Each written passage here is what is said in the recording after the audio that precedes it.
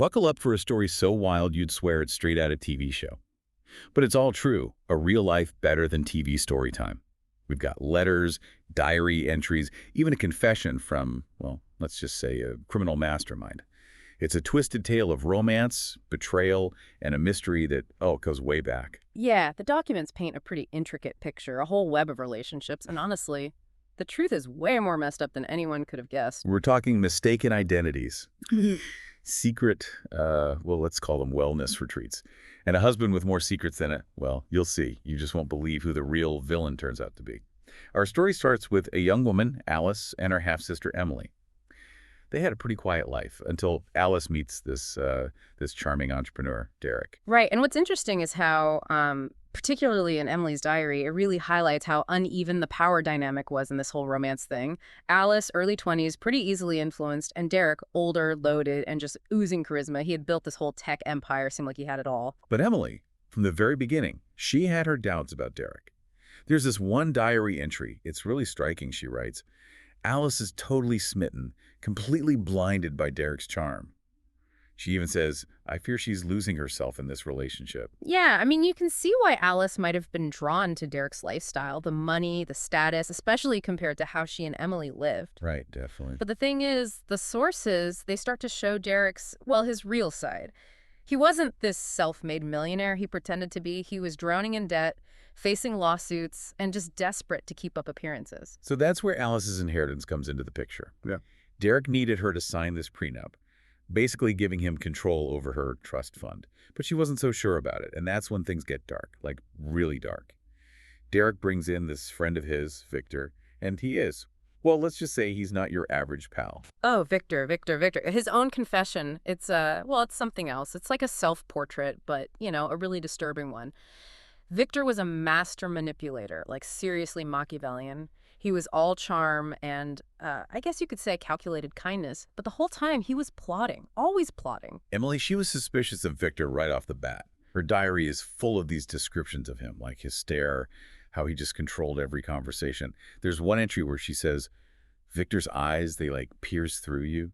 She goes on, seeing your vulnerabilities and exploiting them, he has this strange hold over Alice. I fear she's being manipulated. It's classic gaslighting, making Alice doubt herself, her own reality. He orchestrated this whole series of events to isolate her, playing on her fears to get her to sign that prenup. And here comes the twist, the one that just throws everything for a loop.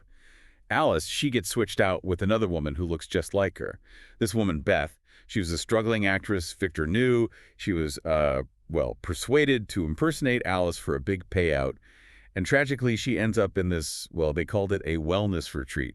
But it was really a private psychiatric facility. And from the police reports and Victor's own confession, we learned that Beth basically became a pawn in Derek's game, manipulated, exploited, and ultimately silenced. It really makes you think about how far some people will go for money, Where do you draw the line? It's kind of crazy when you look at the sources, like the gap between Derek's online persona and reality, social media. It's all private jets and vacations, philanthropy galas, the whole 9 yards. But then you see the financial statements and it's like, whoa, totally different story. He was leveraged up to his eyeballs, overextended, just scrambling to keep the illusion going. And Alice had no clue. She was just swept up in it all. The whirlwind trips, the fancy gifts. It's like classic love bombing. Oh, yeah, for sure. But Emily, she starts picking up on these little things. Like how Derek would kind of subtly discourage Alice from hanging out with her, even questioning Emily's motives. It's like Derek knew Emily was a threat. She wasn't going to fall for his act. She was smart, protective of Alice, and he couldn't manipulate her so easily. Right, and she saw right through him. She started writing everything down in her diary, conversations, weird stuff happening around the house. It's like she was building a case without even realizing it. Yeah, exactly. And her diary, it becomes this key piece of evidence, not just for proving Derek was a fraud, but also to understand what Alice was going through. It's like a first-hand account of gaslighting in action. Wow. There are entries where he puts her down, twists things around, just constantly making her feel guilty. It's all designed to break her down, make her rely on him. It's heartbreaking to read how worried Emily was getting. She tried to warn Alice, but Derek had already done his damage, convinced Alice that Emily was just jealous. And Alice, she was so in love, so manipulated, she pushed Emily away. Classic abuser tactic. Isolate the victim, make them dependent. That's how you get total control. And then, as if things couldn't get worse, Emily gets really sick. This rare neurological thing left her partially paralyzed, struggling cognitively. And Derek, Mr. Concerned Fiancé, he suggests this private care facility, this secluded estate out in the country. He tells Alice it's the best place for Emily, specialized treatment, all that. But here's the thing, this care facility, it was anything but. Investigative reports, they show it was basically a front for this shady organization doing all these, let's just say, unethical medical experiments. Yeah. Operating outside the law, I guess who was a major investor in this facility? Victor. Victor, of course. It all makes sense now, right? Derek needed Emily gone. She was the only one who could blow his cover. It's chilling, how they use their power to take advantage of someone so vulnerable. Emily, she was already weak from her illness, and they took her away. Cut off from the outside world, her communication restricted, everything controlled by Victor and his people. It's dark, really dark. But there's a glimmer of hope here. Emily, even in her condition, she manages to get a message out. A coded message, smuggled out to a friend of hers, Ben, an investigative journalist. She knew she couldn't trust anyone at the facility, so she had to reach someone outside Derek's circle. It's incredible, her strength, to fight back like that, even when she was so weak. It just shows you what she was made of. So Ben gets this message. It was a postcard, looked totally normal, but it had all these numbers and symbols on it. But Ben, he knew Emily. They loved puzzles, coded messages. It was a thing they did back in college. He knew right away this was a cry for help. And this is where the story takes a turn. It goes from manipulation and lies to this, race against time. Oh, yeah. Ben, he's got Emily's message and his reporter instincts. He starts digging into the facility, trying to figure out what Derek and Victor are up to. But he had to be careful, right? Derek was powerful, connected, not someone you want to mess with. Definitely. But Ben, he was determined to help Emily, and he knew something had to be done. It's like David and Goliath, Ben, he's got limited resources, and he's going up against this powerful, connected guy. Right. But Ben had something Derek and Victor didn't. He had the truth. And he was going to bring it to light. So Ben's investigation, it leads into this whole mess of shell corporations, offshore accounts, you name it, a whole network of shady characters connected to Derek and Victor.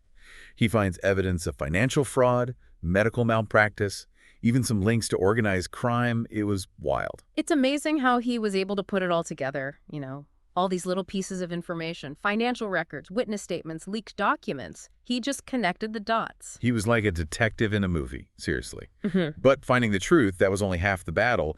He needed to get Alice away from Derek. Exactly, and that's where things get interesting, because this is where the rom-com part really kicks in. Oh, right. Ben realized he had to reach Alice on an emotional level, break through Derek's manipulation. So how do you do that? Well, he knew he couldn't just, barge in. He had to be subtle, so he came up with this plan to contact Alice online using a fake profile. A fake profile? That's pretty sneaky. He had to be. Derek was watching Alice's every move online, so Ben used these coded messages, little hints, just enough to get her attention without tipping off Derek. So did it work? It did.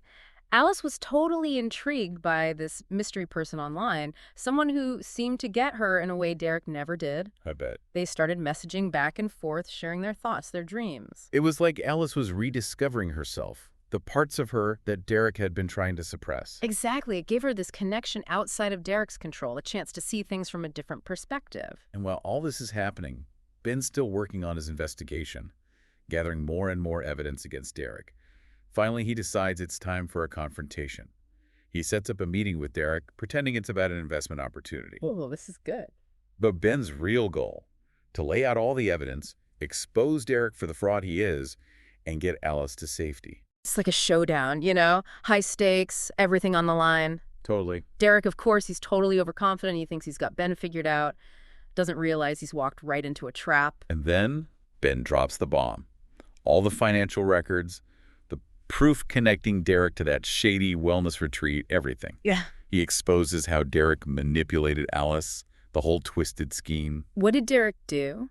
He tried to deny it, of course. Yeah. Tried to discredit Ben, but there was just too much evidence. It's the moment of truth. The mask comes off. Everyone sees him for who he really is. And Alice, she sees it too.